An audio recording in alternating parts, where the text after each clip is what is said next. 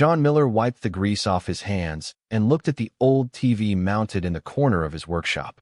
The news was out again. More talk about aliens. It's been 3 weeks since your ships appeared in Earth's orbit, and life hasn't been the same since. Hey, turn it up. John called his assistant, who grabbed the remote and turned up the volume. Xen-3 representatives extended an official invitation to Earth to join what they call the Galactic Council, the reporter said. The camera showed tall, shining beings, with skin that looked like polished crystal. World leaders will meet tomorrow to form a united response. John shook his head and went back to the engine he was fixing. He was just a mechanic from Ohio. Aliens and space politics seemed a world away from oil changes and brake repairs. But they weren't. 2 months later, John was in his backyard, beer in hand, watching the night sky. Somewhere up there, Earth's new diplomatic team was traveling to the Xen-3 homeworld. Among them was Susan Dell, an Oregon woman who taught at State University. John had seen her on TV. She had a calm way of speaking that made even the strange alien words seem normal. "What do you think of all this alien business?" asked Dan, John's neighbor. "I don't know what to think," John replied. "They seemed quite friendly, offering us new technologies, medicines, commercial agreements." "Yes, but what do they want from us?" Dan asked. John took a sip of beer. "I guess we'll find out." Across the country in Wyoming, Alan Porter locked the gate to his corral and looked up at the same stars. The former Marine had left military life behind years ago for the tranquility of working on the farm. Now the skies that had always seemed empty were suddenly full of visitors.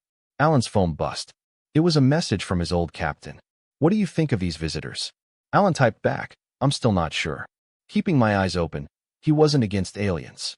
He simply knew from experience that nothing came for free.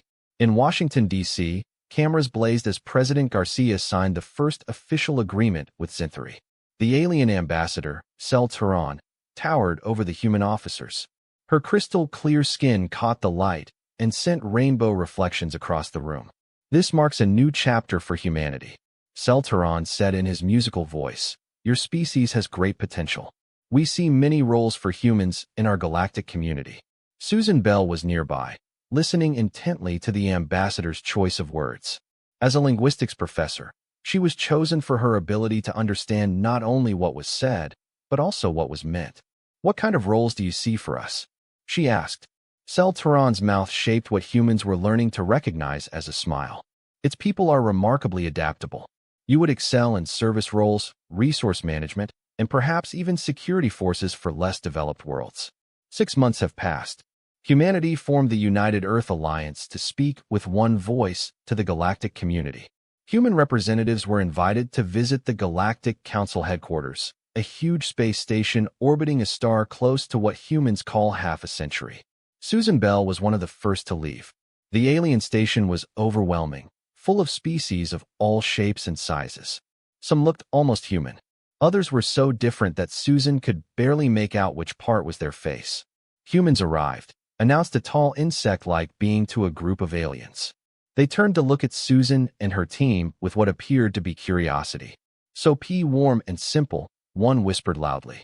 "But they learned quickly," another responded. Susan smiled politely, pretending not to hear. Back on Earth, John Miller continued repairing cars. Alan Porter attended his ranch. Normal lives continued. People got married, had children, argued about politics. But change was coming. The ships of Xen-3 have become a common sight in the skies of Earth. Alien technology began to appear in stores. Buzz, a scientist, worked with alien mentors to improve medicine and energy production. Humanity was just people living their lives, unaware that, across the stars, other species were observing, measuring, and making plans. 5 years have passed since the aliens arrived on Earth. The excitement of the first contact disappeared into everyday reality. Lisa Wright sat in her office in the United Earth Alliance building, looking over business deals between Earth and various alien corporations. Lisa was previously a contract attorney in Seattle. Now she worked for all humanity. The numbers on her screen didn't look good. Earth was sending 10 times more resources than it received in trade. "Something wrong?" asked a voice from his door. Lisa looked up and saw Krelver, a Fraustian diplomat. The fractions were short beings, with blue skin and 4 arms. Contrary to elegance in theory, they spoke clearly and seemed to genuinely like humans. These trade agreements, Lisa said. I'm trying to find a way to make them fairer to the Earth. Krelver closed the door and spoke softly. You won't. The Council does not see humans as equals. What do you mean? Lisa asked. The Zinthari and other high-ranking species see humans as useful tools, not partners. Krelver's forehands formed a nervous pattern. I shouldn't say anything else. In space, far from Earth, Frank Daniels was on the Uye Bridge. Steadfast spacecraft, a former Navy officer. Frank now commanded one of Earth's first true spaceships, built with alien technology. Captain, we are approaching Proxima Centauri 2, his pilot said. Frank nodded. Take us into orbit. Their mission was to check out the human colony there. The New Denver settlement stopped sending regular reports 3 weeks ago. Look for signs of human life, Frank ordered. The science officer looked confused. Captain, the colony is gone. The settlement buildings are there, but there are no humans. Frank's face hardened, and he led us close to the main building. Hours later, Frank was in what had been the colony's meeting hall. The place was empty, as if everyone had just left. But in the administrator's office, he found a hidden data chip. The recording showed the leader of the colony, a woman named Kate Parsons. They came at night. Kate's recorded message read, Centauri ships. They said there was a dangerous radiation leak and everyone needed to evacuate. But as soon as we entered their ships, we realized something was wrong. I managed to escape long enough to leave this message. The Centauri conquered our planet for mining. Treaties meant nothing. Frank clenched his fists. This wasn't the first strange disappearance of human colonists, but it was the first with proof of what was happening. Back on Earth, Alan Porter welcomed a group of visitors to his Wyoming ranch. They were mostly ex-military. People who, like him, had doubts about humanity's new place in the galaxy. My cousin works at UAA, said a woman named Diane. It says we are giving away the Earth's resources for almost nothing in return. A man named Pete nodded. My brother's colony on Mars had its water rights taken away. The Centauri claimed they needed him to his own settlement. Alan listened in silence. He had been gathering these stories for months. What about our government? Are they doing something? They believe what the Centauri tell them, Diane said. That we are still new to the galactic community, that we need to pay our debts. At the United Earth Alliance headquarters, Susan Bell was now a senior diplomat. She spent years learning foreign languages and customs. Today she had a private meeting with Excel Turin, the Centauri ambassador. Ambassador, I have heard worrying reports from some of our colonies. Susan said carefully. Excel Turin's crystal features reflected light. Growth requires change, Dr. Bell. Some human settlements needed to be relocated for their own safety. Without consulting Earth first, Susan asked. The ambassador's smile did not reach his eyes. The board must sometimes act quickly. Rest assured, all humans are being treated fairly. As Susan left the meeting, her communications unit rang. It was a message from Lisa Wright. I need to talk. I found something in the trade agreements. Don't trust the Centauri. Susan looked again at the ambassador's closed door. For the first time in 5 years, she felt scared. Emergency alarms woke Susan Bell at 3 in the morning. Red lights flashed in his apartment as the voice of the United Earth Alliance president passed through all communication channels. People of Earth, I must report a serious development. The Regelian species attacked several galactic council worlds. Our Centauri allies have requested our military support. As loyal members of the galactic community, we will respond to this call. Susan's comm unit rang with an urgent message. All senior diplomats were summoned to an emergency meeting. Across the country, John Miller watched the same broadcast. His workshop now repaired Earth vehicles and some of the simpler alien ships. The news didn't surprise him. He had felt something coming for months. Its foam touched. It was Alan Porter from Wyoming. Are you seeing this? Ellen asked. Yes, John replied. You think it's real? Alan was quiet for a moment. I don't know, but I'm going to call everyone I trust. Something seems wrong. In space, Captain Frank Daniels received new orders. Asterisk, the unwavering Asterisk, would join a fleet of human ships to help defend Centaur Prime, the Centauri homeworld. Set course for the Centauri system. Frank ordered his grim face. His second-in-command, a woman named Gloria, looked worried. Sir, we are being sent to the front lines with minimal information about the enemy. I know, Frank said calmly. Stay alert. Something about this doesn't add up. 3 days later, the human fleet arrived at Centaur Prime. The planet shone like a blue jewel in space. A fleet of Synthari ships waited for them. "Captain, we are receiving transmission from Synthari Command," Gloria reported. The screen lit up showing Commander Vex Lore, a senior Synthari military leader. "Captain Daniels, we appreciate Earth's quick response. Regilian forces will reach this system within hours. We assigned your fleet to Sector 7. Frank studied the tactical display. "Sector 7 puts us directly in the path of the approaching enemy. Their ships are robust," said Commander Vex Lore, "and humans demonstrated remarkable courage. When the Regilian ships appeared, the battle began immediately. The human fleet fired its weapons, which the Synthari assured would be effective against the Regilian shields. They weren't.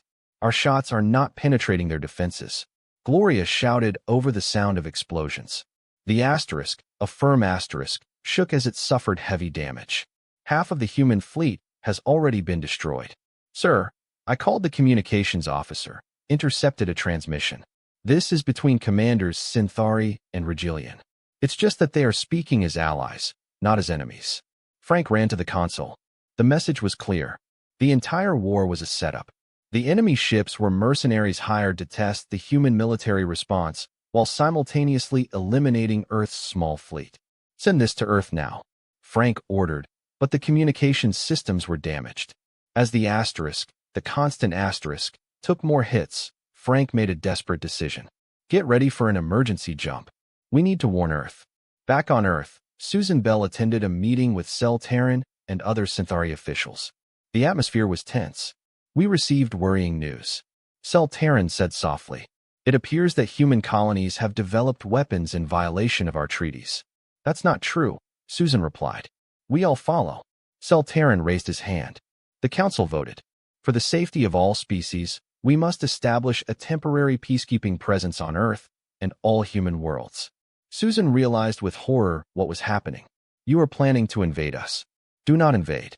T-cell error corrected. "Protect. From yourselves."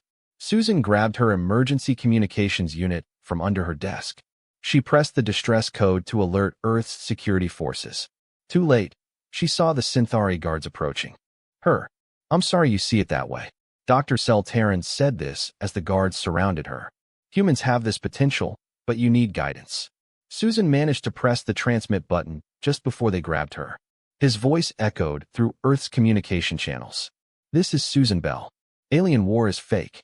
Earth is about to be invaded. Get ready to defend." The message was cut off. A year has passed since Synthari ships filled Earth's skies.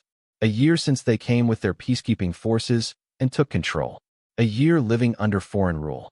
John Miller wiped sweat from his brow as he worked on the engine of a Synthari transport vehicle. His workshop was now a service center for alien technology. 2 Synthari guards watched his work.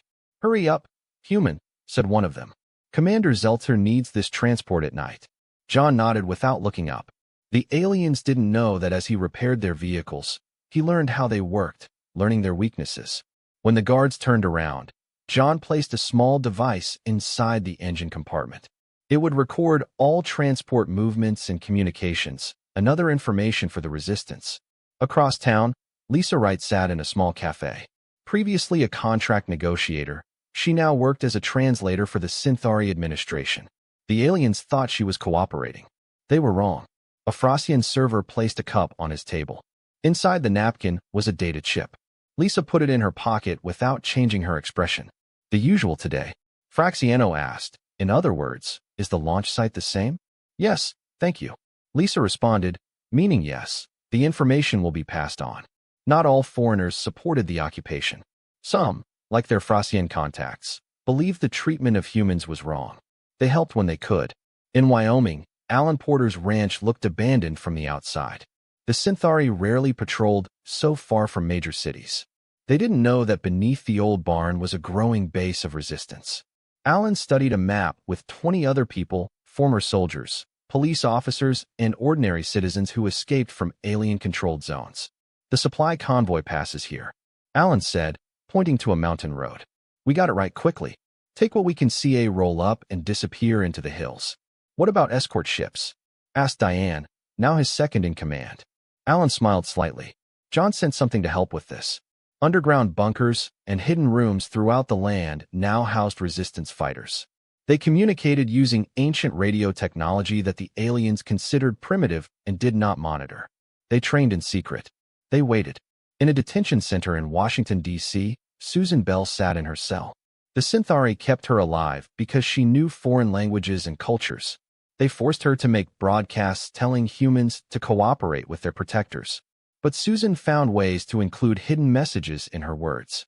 Small changes in sentences that meant nothing to the aliens but signaled the truth to attentive humans. Today, a new guard brought your meal. As he approached, she was surprised to hear him whisper, "The constant asterisk has survived. Captain Daniels is rebuilding the fleet." Susan kept her face expressionless, showing no reaction. But inside, hope shone for the first time in months. Near Mars, the damaged ship, steady, hid in an abandoned mining station. Captain Frank Daniels looked at what was left of his crew, plus the 100 or so humans they had rescued from the captured colonies. "The communications array is working," Gloria reported. "We are receiving signals from resistance groups on Earth and in the lunar colonies." Frank nodded, "And the modifications to the engines." "Complete," said Rick, the chief engineer. "We integrate recovered Alien technology. The Synthari won't be able to track us now." Frank looked at the makeshift star map they had created. "We started small, attacked their supply lines, liberated detention camps when possible, gathered allies. Some of the other occupied species have reached the area." Gloria said that the fractions especially want to help. Frank's eyes hardened. The Synthari thought they knew what humans were. They become farmers, teachers, mechanics. They saw no soldiers, no survivors, no fighters. They are about to learn. Across Earth and across the solar system, humanity has changed. People who once lived normal lives have now become warriors, spies, and rebels. They passed on information, sabotaged alien equipment, and prepared for the day they would retake their world. The resistance was getting stronger, and the aliens were starting to worry. 18 months after the occupation began, Synthari Commander Vex Lor stood in his office overlooking what used to be called New York City. Reports from across Earth showed the same pattern: increasing attacks on Synthari outposts, missing supply ships, and communications failures. "How are these primitives causing so many problems?" he demanded of his head of security. "They are adapting." The security chief replied nervously. "They use old technologies that we don't monitor. They attack in ways we don't expect." A strong explosion shook the building. Alarms sounded. "And now?" Vexlor shouted. "Sir, our main power plant is under attack." On the other side of town, John Miller led a small team through the sewers. Above them, Synthari forces advanced toward the exploding power plant, exactly as planned. The real target was elsewhere. John's team arrived at their destination, the basement of the Synthari Command Center. He pulled out a device he built from modified alien parts. "Plant them on the main support columns," he told his team. "They won't detect them until it's too late." The devices were not bombs. They were something the aliens feared the most. Human creativity is transformed into weapons. Once activated, they would disrupt the Synthari crystalline communication systems, blinding their operations during crucial hours. In orbit around Earth, a small fleet suddenly appeared from behind the moon. The unwavering led 5 ships that had once been mining ships, but were now armed with weapons that combined human ingenuity with stolen alien technology. On the bridge, Captain Frank Daniels gave the order: "Start the attack." The ships move in unusual patterns, confusing the Synthari targeting systems, where alien ships fly in predictable formations. These human vessels appear to move randomly. "Their defense network is trying to shut down," Gloria reported. "They cannot predict our flight patterns." Frank smiled grimly and released the pulse weapons. The weapons hit the Synthari orbital platform.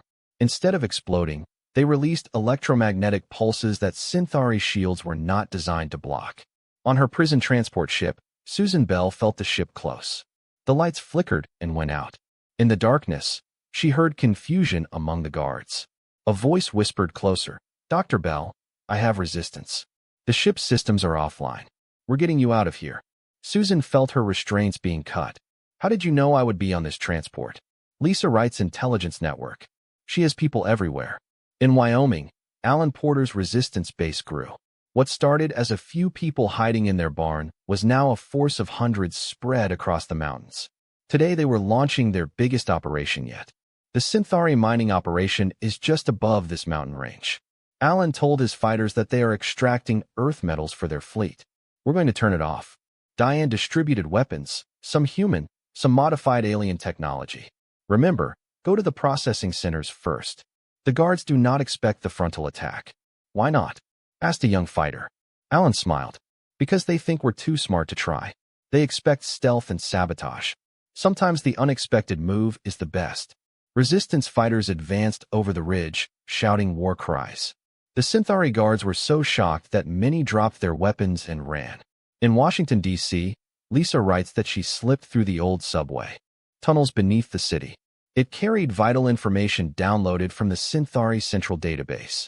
His Frausian contact waited in a hidden room. You understood? Lisa nodded and handed over the data chip. Complete schematics of your capital ships, including the weak points our weapons can hit.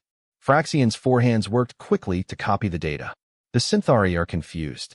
They don't understand why their superior technology isn't winning. Lisa smiled. They studied our science, our weapons, our technology.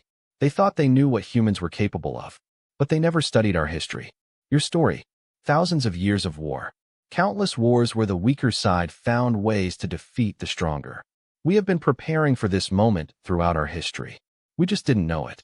Across Earth and in space, humanity has revealed its true nature. Not just the people, but the survivors, the warriors, and the Synthari were beginning to understand that they had made a terrible mistake. 2 years after the start of the War of Liberation, the tide was turning.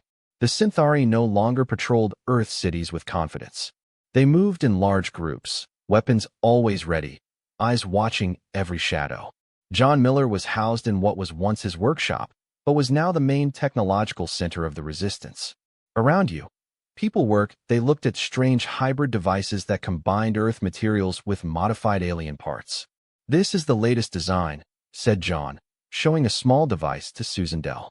After her rescue, she became an important leader in the resistance. We call this a phantom pulse. Causes Synthari ships to think they are being attacked from all directions at once. Susan took the device, and they still can't figure out how we're doing this. No, John smiled. They understand every piece of technology, but not how we put it together. They think in straight lines. We think about the corners. On the outskirts of Chicago, Lisa Wright met with representatives of 3 exotic species.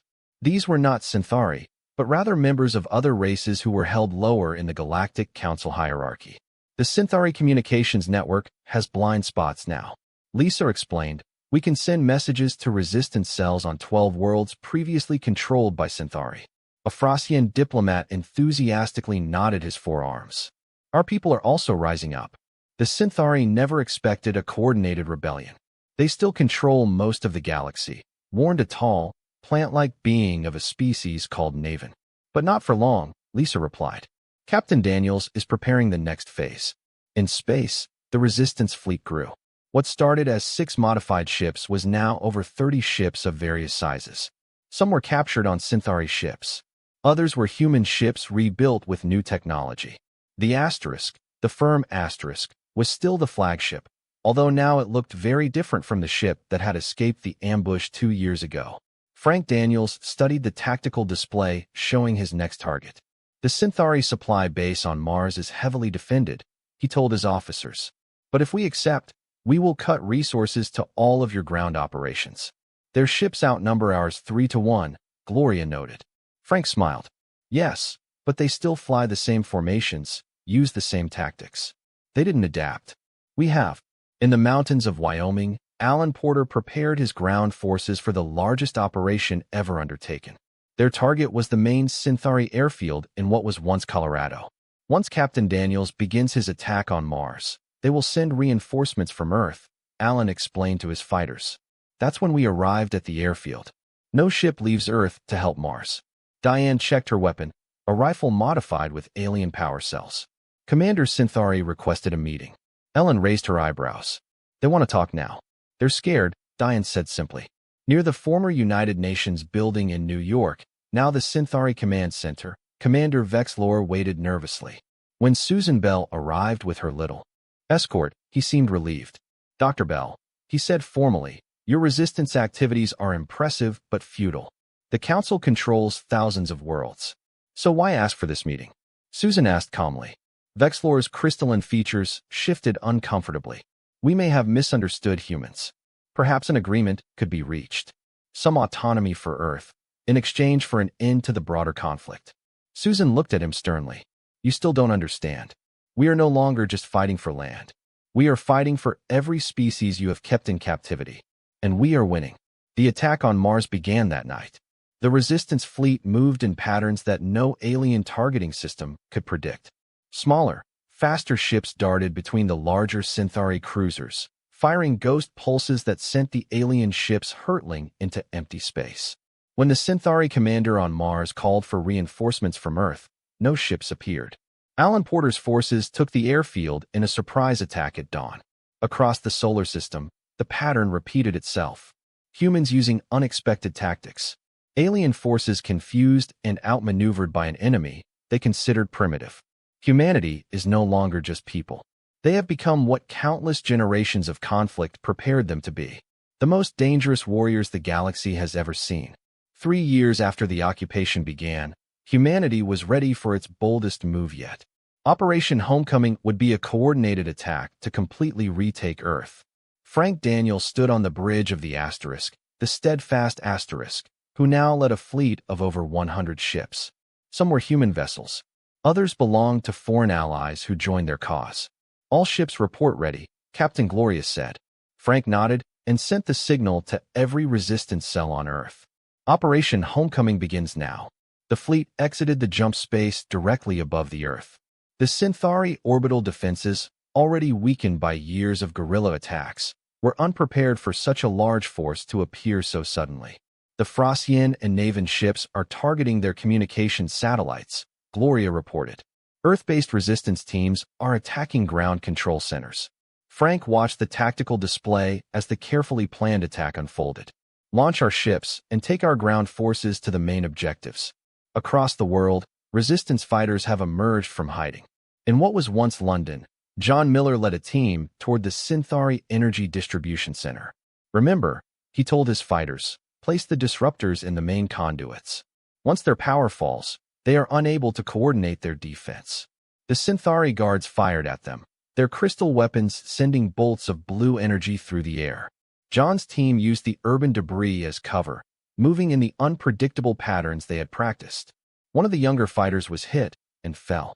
Kelly is down. Someone screamed. John rushed to her side. The wound was serious. Continue, Kelly said through clenched teeth. Complete the mission. John nodded grimly. We will be back for you. That's a promise. The team advanced. When they arrived at the power center, they worked quickly to place their devices. When they were activated, the city lights flickered on and off. In Washington, D.C., Lisa Wright led a bold mission into the heart of the Synthari command structure. His small team included his Frosian ally and 3 human resistance fighters. The main control room is just ahead, she whispered. Their security systems are down thanks to John's team in London. The Frosian checked a small device, but the guards are still there. 6 of them. Lisa took out what looked like a simple metal ball. Another of John's inventions. They won't be a problem. She rolled the device into the control room. It emitted a sharp sound that made the crystal-based Synthari double over in pain. The humans, unaffected, advanced and subdued the guards. It's my command console, Lisa said, sitting down at the alien controls. Years of working as a translator have given her enough knowledge to use their systems, unlocking their weapons platforms across the world. In Wyoming, Alan Porter led the largest ground force in the final advance toward the Synthari's western headquarters in what was once Denver. Their reinforcements can't get through to the east, Diane reported. Susan's team blocked the mountain passes. Alan nodded. So we moved forward, without stopping until we reached the command center. The road was difficult. The Synthari fought desperately now, knowing they were losing control. Many humans fell, but others took their places, ordinary people fighting with extraordinary courage. By sunset, Alan's forces had reached the headquarters' outer defenses. They were exhausted but determined. We'll camp here tonight, Alan told his officers. Final attack at dawn. In orbit, the space battle reached its peak. Constant Asterisk suffered heavy damage from the cruiser Synthari. Port shields failing, shouted an officer. Frank held onto his command chair as the ship shook. Bring us back. Target the engine core with the ghost pulse. The constant asterisk went off. The Synthari ship's systems went haywire, its weapons firing into empty space. All Earth resistance teams report successful capture of primary targets. Gloria announced, the Synthari are losing ground everywhere. Frank allowed himself a small smile. Send the message to all ships and ground forces. Push forward. The Earth will be free at sunset tomorrow. Across the planet, humans fought with everything they had. They were not soldiers. They were teachers, farmers, mechanics, and office workers who learned to be warriors. They fought for their world, their freedom, and their future. A year after Earth's liberation, representatives of 27 species gathered at the reconstructed United Nations building.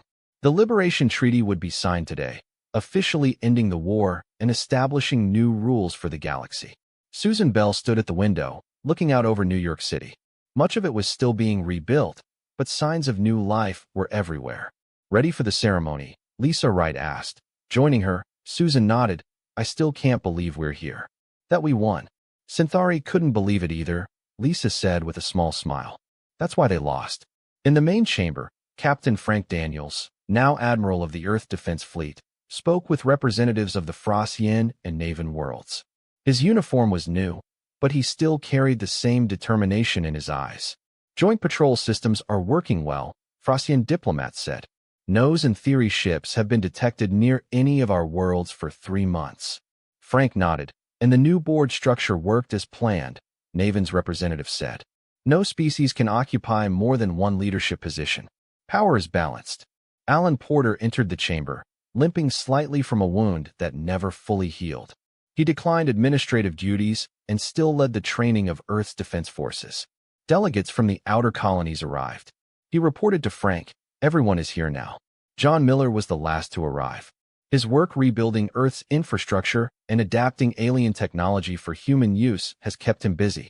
Sorry I'm late, he said, joining his friends. We have just restored Western Europe's electricity grid to full capacity. The chamber fell silent as Commander Vex Lore, now representing what remained of Synthari authority, entered with his small delegation. His once proud posture was gone. The Synthari have not only lost Earth, but their dominant position in the galaxy. The human president took the central podium. Today we signed the Liberation Treaty, ending 3 years of war and establishing a new order for all our worlds. One by one, the representatives stepped forward to sign. When Vex Lore's turn came, he paused. Synthari wished to formally apologize for our actions, he said, his voice carrying through the silent room. We believed we understood humanity. We were wrong. After the ceremony, Susan, Lisa, Frank, Alan, and John gathered in a small room overlooking the city. So what happens now? Asked John. Frank looked at a data pad showing the new defense fleet. We remain ready. There are other threats out there. But we also made good allies, Lisa added. The fractions, the Navan, all the species that came with us. Alan looked out the window. Hard to believe it's been 4 years since they arrived. Since we were just people. We're still people, Susan said calmly. This is what the Synthari never understood. Being human is not about technology or power. It's a matter of connection, adaptation, and determination. In the years that followed, humanity expanded across the stars, not as conquerors, but as partners in the new galactic alliance. Earth's universities have become centers of interspecies education. Human innovations combined with alien technology have created new possibilities. The Synthari, stripped of their empire, slowly rebuilt their society under the watchful eye of the Alliance. Some Synthari scholars began to study human history, trying to understand what they had lost. A Synthari named Krelter wrote a famous text that became required reading in schools across the galaxy.